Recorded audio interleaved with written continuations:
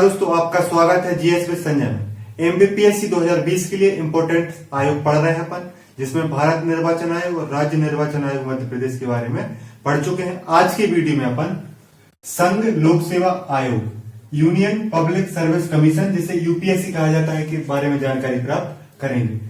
तो फॉर्मेट वही रहेगा। सबसे पहले कब गठन हुआ यूपीएससी का वो पढ़ेंगे, यूपीएससी की संरचना क्या है, कितने सदस्य होते हैं, है ना, उनकी योग्यता क्या है आदि के बारे में जानकारी प्राप्त करेंगे। फिर यूपीएससी के कार्य क्या है उनके बारे में चर्चा करेंगे। फिर यूपीएससी से संबंधित महत्वपूर्ण तत्व की चर्चा करेंगे जो एमपीपीएससी 2020 में पूछे जा सकते हैं। तो आइए शुरू करते हैं। देखो, अगर हम बात करें यूपीएससी के गठन की, तो देखो यूपीएससी एक संवैधानिक, यूपीएससी है जो यूनियन पब्लिक सर्विस कमीशन, एक संवैधानिक क्या है, संस्था है। तो इसके गठन के लिए पहले अपन पृष्ठभूमि समझ लेते हैं, इसकी पृष्ठभूमि क्या है। तो देखो, जब भारत में ब्रिटिश शासन था तो उस समय एक व्यक्ति का नाम आता है कॉर्नवालिस। सिविल सेवा का जनक कॉर्नवालिस को बोला जाता है, जो बंगाल के गवर्नर जनरल के रूप में 1786 से लेकर 1793 तक रहते हैं तथा 1805 में भी इन्हें भारत में सेवाएं दी हैं। तो कॉर्नवालिस जो भारत बंगाल के गवर्नर जनरल थे, इनका समय 1786 से लेकर 1793 तक रहा है। अगर सिविल सेवकों की नियुक्ति की बात करें तो 1853 में सिविल सेवकों की नियुक्ति प्रतियोगिता परीक्षा से की जाने लगी। देखो, ब्रिटिश भारत में पहले क्या होता था कि सिविल सेवा में नाम, मतलब कि नाम निर्वाचित कर दिए जाते थे कि ये सिविल सेवक बन जाएगा। लेकिन 1853 में क्या हुआ कि सिविल सेवाओं की भर्ती के लिए प्रतियोगिता परीक्षा की जाने लगी। जैसे वर्तमान में यूपीएससी, एमपीपीएससी या विभिन्न स्टेटों की पीएससी की परीक्षा आयोजित होती है, तो परीक्षा आयोजित होने का सबसे पहला जो वाक्य सामने आता है वो आता है 1853 में कि सिविल सेवा की भर्ती के लिए प्रतियोगिता परीक्षा कराई जाएगी। फिर इसके बाद क्या होता है, 1919 का जो अधिनियम आता है उसमें भारत में पहली बार लोक सेवा आयोग की स्थापना की बात कही गई। पहली बार लोक सेवा आयोग की स्थापना की बात 1919 के अधिनियम में कही गई, जिसे मॉन्टेस्क्यू चेम्सफोर्ड सुधार भी कहा जाता है। तो 1919 में पहली बार बात की गई कि एक लोक सेवा आयोग होगा जो भर्तियों का कार्य करेगा और लोक सेवक कैसे कार्य करेंगे उसकी रणनीति तय करेगा। ये ब्रिटिश भारत के समय की बात है। इसके बाद क्या हुआ, भारत में पहली बार जिसे केंद्रीय लोक सेवा आयोग कहते हैं उसका गठन 1 अक्टूबर 1926 में हुआ, जिसके अध्यक्ष सर रोज बारकर थे। तो मतलब कि एक प्रकार से जो आगे चलकर यूपीएससी बना, जो आगे चलकर स्वतंत्र भारत में संघ लोक सेवा आयोग बना, उसकी स्थापना कब हुई थी, उसकी स्थापना 1 अक्टूबर 1926 में हुई थी, जिसे तब क्या बोला जाता था, केंद्रीय लोक सेवा आयोग। और उसके प्रथम अध्यक्ष कौन थे, सर रोज बारकर। आपसे पूछा जाए यूपीएससी की स्थापना कब हुई, तो 1 अक्टूबर 1926 को, लेकिन उसको तब क्या बोला जाता था, केंद्रीय लोक सेवा आयोग। इसके बाद 1935 के अधिनियम में इसका नाम बदल करके जो 1926 में जो केंद्रीय लोक सेवा आयोग बनाया गया था उसका नाम फेडरल लोक सेवा आयोग रख दिया गया। शॉर्ट फॉर्म में एफपीएससी कहा जाता था। फेडरल शब्द का प्रयोग किया गया था 1935 के अधिनियम में, है ना। लेकिन भारत ने जब स्वतंत्रता प्राप्त की तो उसने जो संघ के लिए जो शब्द प्रयोग किया है वो यूनियन किया है। इसलिए 26 जनवरी 1950 को जब संविधान लागू हुआ तो संघ लोक सेवा आयोग अनुच्छेद 315 में स्थापित किया गया और उसका नाम यूनियन पब्लिक सर्विस कमीशन कर दिया गया। इसका मतलब, क्योंकि भारत ने फेडरल शब्द का प्रयोग नहीं किया, भारत ने संघ, फेडरल और यूनियन दोनों का हिंदी में संघ से तात्पर्य है, लेकिन भारत ने फेडरल शब्द के ना लेकर यूनियन शब्द का प्रयोग किया है। इसलिए इसको संघ लोक सेवा आयोग कहा गया और इसकी जो संविधान में व्याख्या है वो कहां पे है, अनुच्छेद 315 में है। 315 में संघ लोक सेवा आयोग की बात कही गई है और राज्य लोक सेवा आयोग की बात भी 315 में कही गई है। तो इस पृष्ठभूमि से अपन ने क्या समझा कि एक जो आयोग, केंद्रीय लोक सेवा आयोग, वो 1926 में गठित हुआ, जिसका 1935 में नाम फेडरल कर दिया गया। और भारत जब स्वतंत्रता प्राप्त करता है और जब भारत में संविधान लागू होता है तो उसी का नाम संघ लोक सेवा आयोग कर दिया जाता है, जो वर्तमान में विभिन्न केंद्रीय स्तर की परीक्षाएं आयोजित करता है और अधिकारियों की नियुक्ति करता है या सिविल सेवकों की नियुक्ति करता है। तो ये पृष्ठभूमि है। तो आपको याद रखना है कि इसका गठन कब हुआ, 1 अक्टूबर 1926 को ब्रिटिश काल में हुआ, लेकिन संवैधानिक रूप में इसको मान्यता कब मिली, 26 जनवरी 1950 को। किस अनुच्छेद में, अनुच्छेद 315 में है। अब बात करते हैं हम कि यूपीएससी की संरचना क्या है। अब बात करते हैं संघ लोक सेवा आयोग की संरचना की। तो जो यूपीएससी की संरचना है, यह यूनियन पब्लिक सर्विस कमीशन की संरचना, इसमें एक अध्यक्ष होता है और कुछ सदस्य होते हैं। तो ये सदस्यों की संख्या है जो वो संविधान में इस संख्या निर्धारित नहीं की गई है। संविधान में कोई संख्या निर्धारित नहीं की गई है कि अध्यक्ष के अलावा कितने सदस्य होंगे, लेकिन 9 या 10 सदस्य होते हैं। तो इसकी जो संख्या निर्धारित है वो कौन करता है? राष्ट्रपति के द्वारा। इन अध्यक्ष और सदस्यों की नियुक्ति भी राष्ट्रपति करता है, और साथ में संविधान में संख्या जो निर्धारित नहीं है सदस्यों की, वो भी कौन निर्धारित करता है? राष्ट्रपति निर्धारित करता है। राष्ट्रपति जैसे देखता है कि संघ लोक सेवा को इतने सदस्य की जरूरत है, तो उस संख्या में वो परिवर्तन कर देता है। तो नियुक्ति किसके द्वारा की जाती है? राष्ट्रपति के द्वारा की जाती है ना। और वर्तमान जो अध्यक्ष, उनका नाम क्या है? प्रदीप कुमार जोशी। यूपीएससी के वर्तमान अध्यक्ष का नाम क्या है? प्रदीप कुमार जोशी। ये बात आपको याद रखनी है। और अध्यक्ष और सदस्यों की नियुक्ति यूपीएससी के किसके द्वारा होती है? राष्ट्रपति के द्वारा होती है। इसकी जो सेवा शर्तें हैं वो भी राष्ट्रपति ही क्या करता है? निर्धारित करता है। योग्यता का कोई उल्लेख नहीं है। योग्यता मतलब कि यूपीएससी में कौन अध्यक्ष बन सकता है, कौन सदस्य बन सकता है, इसका कोई उल्लेख नहीं है। लेकिन एक बात का उल्लेख है संविधान में कि आधे सदस्यों का भारत या राज्य सरकार के अधीन, भारत सरकार में या राज्य सरकार के अधीन 10 वर्षों का अनुभव हो। मतलब कि आधे सदस्य, मतलब कि उदाहरण के लिए क्लियर नहीं है, अगर यूपीएससी में 10 सदस्य हैं अध्यक्ष को मिला के, तो 5 प्लस 5 या 5 से अधिक सदस्य, 5 सदस्य या 5 से अधिक 5 सदस्य या 5 से अधिक सदस्यों का ये जो 5 सदस्य हैं, इनने भारत सरकार में 10 वर्ष कार्य किया हो या किसी राज्य सरकार में 10 वर्ष कार्य किया हो, ये जरूरी है। मतलब उन्हीं लोगों को शामिल करेंगे। आधे लोग को तो ऐसे शामिल करेंगे जिनने भारत सरकार के लिए, राज्य सरकार के लिए कार्य किया हो। ये बात आपको याद रखनी। कितने इसमें लिखा है? आधे सदस्यों का भारत सरकार या किसी राज्य सरकार के अधीन 10 वर्षों का कार्यों का अनुभव होना चाहिए। ये योग्यता कि किनकी है? आधे सदस्यों की। मतलब कि अगर 10 सदस्य हैं तो 5 सदस्य भारत सरकार या राज्य सरकार में 10 वर्ष तक कार्य किया होना चाहिए। ये बात आपको याद रखनी है। योग्यता का उल्लेख नहीं, लेकिन आधे सदस्यों का 10 वर्ष तक कार्य करने का अनुभव होना चाहिए, ये जरूरी है। इसके बाद अगर पदावधि की बात करें तो यूपीएससी का अध्यक्ष और सदस्य 65 वर्ष या 6 वर्ष जो पहले हो जाए उस तक अपने कार्य को कर सकते हैं, तब तक उनका रिटायरमेंट नहीं होगा। लेकिन 65 वर्ष और 6 वर्ष में जो चीज पहले हो जाएगी वो उस समय उनको रिटायरमेंट कर दिया जाएगा। चाहे तो वो उससे पहले भी त्याग पत्र दे सकते हैं। लेकिन यूपीएससी के सदस्य और यूपीएससी के अध्यक्ष की पुनर्नियुक्ति संभव नहीं है। मतलब इनको दोबारा से जब इनका कार्यकाल पूर्ण हो जाता है तो इनको दोबारा नियुक्त नहीं किया जा सकता। मतलब कि यूपीएससी के सदस्य और अध्यक्ष को एक ही बार नियुक्त किया जा सकता है, इनकी पुनर्नियुक्ति संभव नहीं है। साथ में आपको एक बात और याद रखना है कि जब ये जो लोग यूपीएससी के सदस्य, यूपीएससी के चेयरपर्सन या मेंबर बन जाते हैं, तो ये किसी भी अन्य नौकरी के लिए पात्र नहीं रह जाते, किसी और अन्य नौकरी के लिए पात्र नहीं हो सकते। उदाहरण के लिए ये जो प्रदीप कुमार जोशी हैं, ये भारत सरकार की किसी अन्य नौकरी में अब ये हिस्सा नहीं ले सकते, ना ही इनको दोबारा यूपीएससी में शामिल किया जा सकता है, ना किसी और अन्य नौकरी में, ना राज्य की न भारत सरकार की में शामिल किया जा सकता है। लेकिन सदस्यों के साथ क्या है? देखो, अध्यक्ष तो कुछ नहीं कर सकता, ना किसी राज्य में नौकरी प्राप्त करेगा, ना भारत सरकार की कोई और नौकरी में प्राप्त करेगा। लेकिन जो सदस्य हैं वो किसी या तो यूपीएससी के अध्यक्ष बन सकते हैं या किसी और राज्य के अध्यक्ष बन सकते हैं।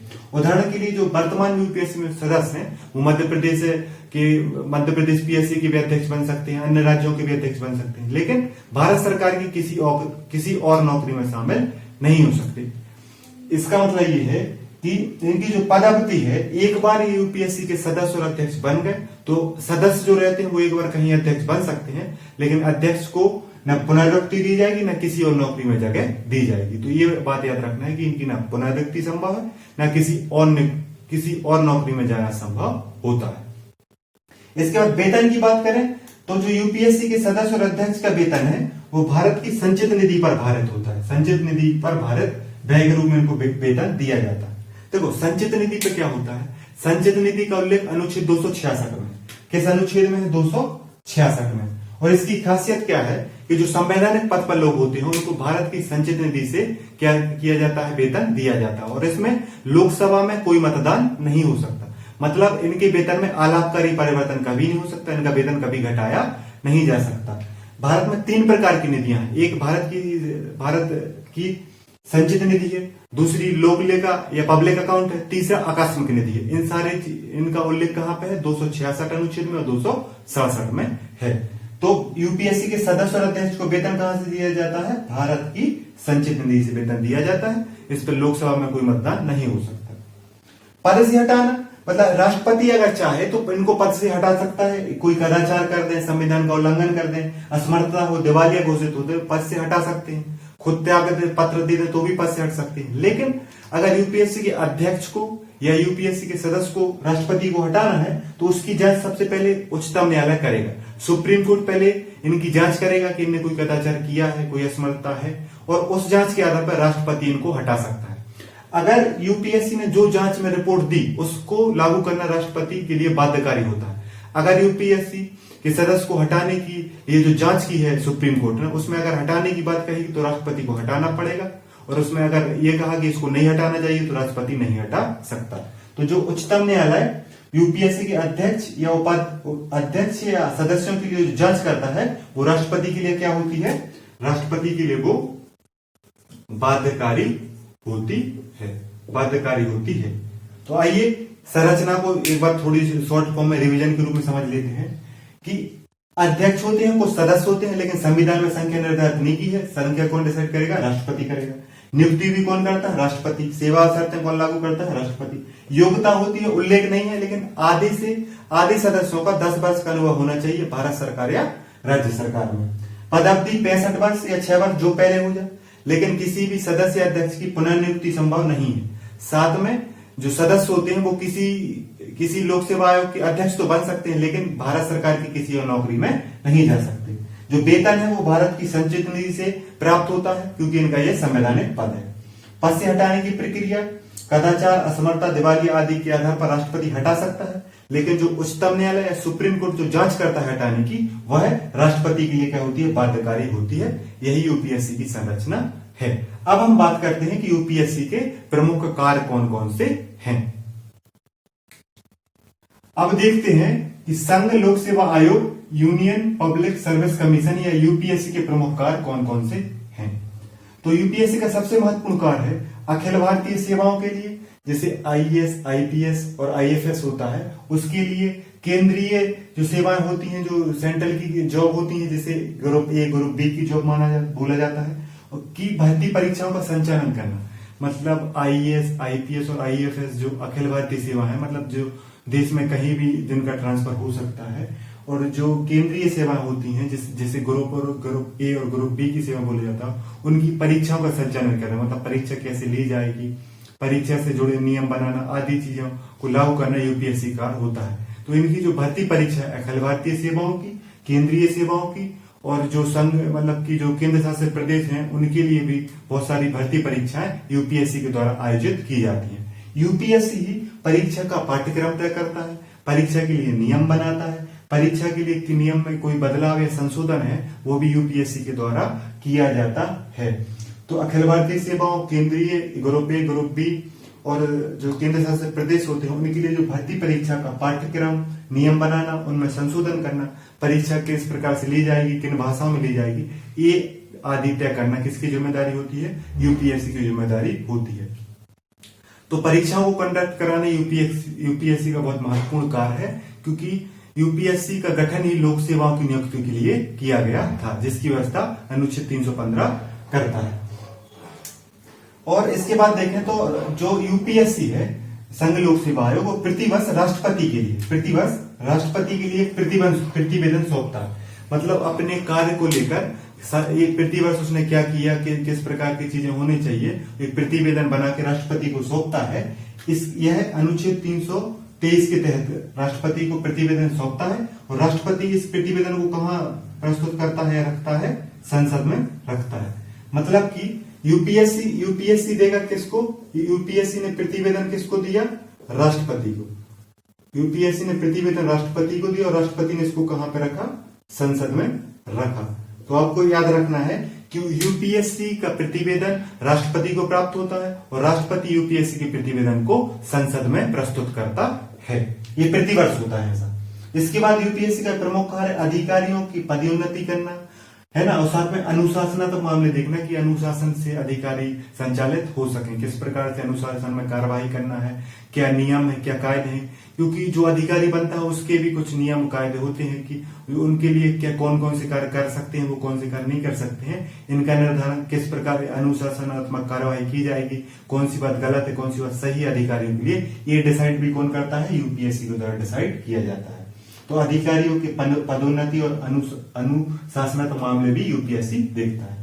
सरकार को सुझाव देना, सरकार को सुझाव देना कि कैसे भर्तियों में पारदर्शिता लाई जाए, भर्तियों में कैसे वृद्धि की जाए, किस भर्ती को बंद कर दिया जाए, किस भर्ती को चालू कर लिया जाए, इसमें सलाह प्रवृत्ति के रूप में देती है। मतलब जो सलाह यूपीएससी सरकार को दे रही है, चाहे तो सरकार ले चाहे तो सरकार ना ले, ये बाध्यकारी नहीं होती, सिर्फ सलाह के रूप में आप दे सकते हैं। तो सरकार को सुझाव देना भी यूपीएससी को कार्य है, क्योंकि अधिकारियों को और देश में लोक व्यवस्था या लोक जो सेवा है वो अच्छे से संचालित हो सके, इसके लिए समय समय पर सरकार को यूपीएससी के द्वारा सलाह लेते भी हैं और सलाह की जरूरत भी पड़ती है। तो यूपीएससी का प्रमुख कार्य है परीक्षाओं का संचालन करना और पदोन्नति और अधिकारियों के लिए नियम कानून बनाना और साथ में सरकार को सलाह देना और राष्ट्रपति के लिए प्रतिवेदन प्रस्तुत करना। अब देखते हैं यूपीएससी से संबंधित महत्वपूर्ण फैक्ट जो 2020 एमपीपीएससी में आपके लिए महत्वपूर्ण हो सकते हैं। संघ लोक सेवा आयोग यूपीएससी से महत्वपूर्ण बिंदु जो एमपीपीएससी 2020 में आ सकते हैं, जो आपके लिए महत्वपूर्ण हो सकते हैं। तो सबसे पहले संघ लोक सेवा आयोग या यूपीएससी संविधान में भाग 14 में उल्लेखित है और अनुच्छेद 315 में। तो एक यूपीएससी एक संवैधानिक संस्था है जिसका उल्लेख संविधान के भाग 14 और अनुच्छेद 315 में है। भाग 14 अनुच्छेद 315 कहता है कि यूपीएससी का गठन संवैधानिक रूप से किया जाना चाहिए। स्वतंत्रता जब भारत को प्राप्त हुई तो यूपीएससी के जो प्रथम अध्यक्ष थे, क्योंकि अपन ने पढ़ा है कि अपन ने देखा स्थापना क्या है 1 अक्टूबर 1926 है, तो इसलिए स्वतंत्रता के बाद प्रथम अध्यक्ष कौन थे, श्री एच.के. कृपलानी। तो भारत में स्वतंत्रता के बाद, क्योंकि इसका जो गठन है अपन 1926 से मान रहे हैं और इसको संवैधानिक दर्जे का 1950 में या संविधान में शामिल किया गया, तो संविधान में शामिल करने के बाद इसके प्रथम अध्यक्ष कौन थे, एच.के. कृपलानी। आपको याद रखना एच.के. कृपलानी। और वर्तमान कौन है, श्री प्रदीप कुमार जोशी। लोक सेवाओं में सदस्यों की नियुक्ति का कार्यकाल है, मतलब लोक सेवाओं में सदस्यों की नियुक्ति कैसे की जाएगी और उनका कार्यकाल कितना होगा, 65 वर्ष या 6 वर्ष जो पहले हो जाए, उसका उल्लेख अनुच्छेद 316 में। अनुच्छेद 315 में संघ लोक सेवा आयोग के बारे में बताया गया है कि ऐसी संस्था होनी चाहिए, और 316 कहता है कि लोक सेवा में सदस्यों की नियुक्ति कैसे होगी और उनका कार्यकाल कितना होगा, अनुच्छेद 316 में बताया गया है। अध्यक्ष और सदस्य को दूसरे कार्य के लिए नहीं चुना जा सकता। यूपीएससी में जो सदस्य और अध्यक्ष होते हैं उनको दूसरे कार्य के लिए नहीं चुना जाता। साथ ही भारत सरकार की किसी और नौकरी में भी नहीं चुना जा सकता। सिर्फ जो यूपीएससी के सदस्य हैं वो किसी और राज्य के लोक सेवा आयोग में अध्यक्ष बन सकते हैं, बाकी किसी और नौकरी में नहीं जा सकते हो। इसके बाद स्थापना की बात करें तो यूपीएससी की जो स्थापना है वो ब्रिटिश काल में 1 अक्टूबर 1926 में की गई थी और 26 जनवरी 1950 को इसको संवैधानिक दर्जा देते हुए संविधान में इसका उल्लेख किया गया है। और तीन अखिल भारतीय सेवाएं कहलाती हैं। केंद्र और राज्य के बीच अखिल भारतीय सेवाएं, क्योंकि अखिल भारतीय सेवाएं जो होती हैं, भारतीय प्रशासनिक सेवा, भारतीय वन सेवा, भारतीय पुलिस सेवा, ये इनका उल्लेख अनुच्छेद 312 में है। ये 3 अखिल भारतीय सेवाएं हैं। मतलब इसमें क्या होता है, केंद्र के द्वारा इन अधिकारियों को प्रशिक्षण दिया जाता है, इनका चयन किया जाता है, लेकिन जो ये अखिल भारतीय सेवाओं के लोग हैं, मतलब जो आईएएस, आईपीएस और आईएफएस हैं, ये केंद्र सरकार में भी जॉब कर सकते हैं, राज्य सरकार में भी जॉब कर सकते हैं। जब ये राज्य के लिए कार्य करते हैं तो उन पर नियंत्रण तो उस समय राज्य का रहता है, लेकिन अंतिम नियंत्रण किसके पास होता है, मतलब कि ट्रांसफर कर सकता है राज्य, लेकिन उसको बर्खास्त या उनका निलंबन कौन कर सकता है, मतलब जो पूर्ण रूप से कौन हटा सकता है, उनको केंद्र सरकार ही हटा सकती है। तो अखिल भारतीय सेवा वो है जो केंद्र और राज्य को जोड़ के रखती हैं। और वर्तमान भारत में अखिल भारतीय सेवाओं को लेकर कहां पे है, अनुच्छेद 312 में। कितनी अखिल भारतीय सेवाएं, 3। आईएएस भारतीय प्रशासनिक सेवा, आईएफएस भारतीय वन सेवा, आईपीएस भारतीय पुलिस सेवा, ये 3 अखिल भारतीय सेवाएं हैं। उम्मीद करता हूं आज का वीडियो अच्छा लगा हो तो लाइक करें, शेयर करें और जुड़े रहें जीएस विद संजय के साथ। नमस्कार।